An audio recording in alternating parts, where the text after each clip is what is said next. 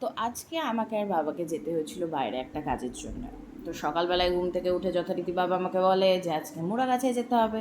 তো আমি আর বাবা মিলে চলে যাই কাশিমবাজার স্টেশনে। ওখানে টিকিট বিকিট কেটে ট্রেন আসার অপেক্ষা করে ট্রেনে উঠে আমরা চলে যাই আমাদের গন্তব্যস্থলের দিকে। গোটা জার্নিটা একমাত্র এই দৃশ্যটাই আমার সবচেয়ে ফেভারিট ছিল। তো যথারীতি ওখানে পৌঁছানোর পরে আমরা চলে যাই আমাদের কাজের উদ্দেশ্যে। প্রচণ্ড পরিমাণে গরম ছিল, প্রচণ্ড পরিমাণে রোদ ছিল, কিন্তু তবুও ওখানকার কিছু দৃশ্য তো পুরোপুরি মন কেড়ে নেওয়ার মতন। অনেক দিন পর দেখলাম, তাই খুবই ভালো লাগছিল। তো তারপর একটা টুকটুক কাকু আসে আর আমরা তার সঙ্গে চেপে চলে যাই। আর এত রোদ ছিল, একমাত্র এই ছাতাটাই আমাদের বাঁচিয়েছিল।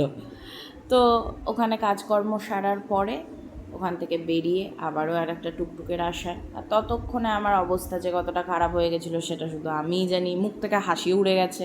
তারপর টুকটুক পাওয়ার পরে মাঝখানে একটুখানি থেমেছিলাম।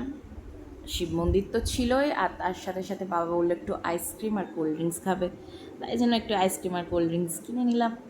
তারপরে আবার চলে যাই স্টেশনের উদ্দেশ্যে। আর মাঝে তো অনেক সুন্দর সুন্দর দৃশ্য ছিল, যেটুকু পেরেছি ক্যাপচার করেছি। ওখানে দাঁড়িয়ে এটাই আমার লাস্ট ভিডিও ছিল।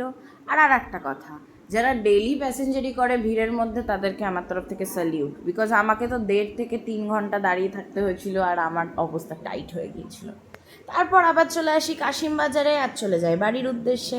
বাড়িতে আবার আমার জন্য একজন অপেক্ষা করছিল। তো টায়ার্ড হওয়ার পর বাড়িতে ফিরে যখন দেখি যে আমার জন্য কেউ অপেক্ষা করছে সারপ্রাইজ নিয়ে, তখন কারই না ভালো লাগে। বাকিটা আপনারাই দেখুন। এখন চোখ খুলবে না, কতক্ষণ বন্ধ করে থাকতে হবে চোখ? এই তো এদিকে ওয়াও,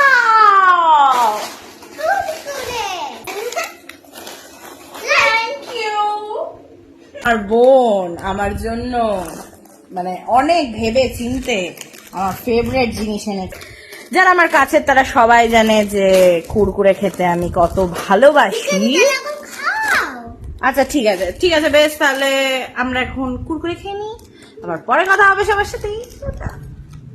টাটা করে দাও। টাটা, লাইক করো, লাইক। বাবা লাইক, বিরাট বড় ব্লগার হয়ে গেছি গাইস।